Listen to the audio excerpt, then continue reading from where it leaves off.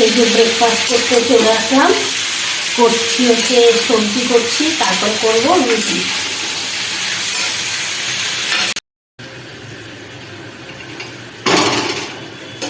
সবজি হয়ে গেল, রুটিও করে নিলাম।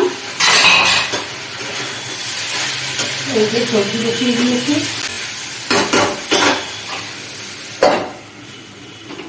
এই দেখো এতটা আটা মেখে রেখে দিলাম, কারণ আমাদের তো রুটি লাগে বেশি।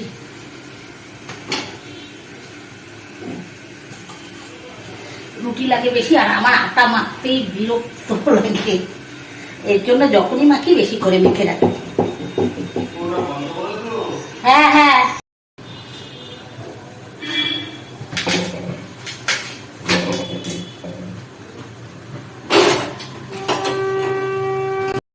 ব্রেকফাস্ট আমার ডান। এই যে এখানে রাখলাম, নাও হাত।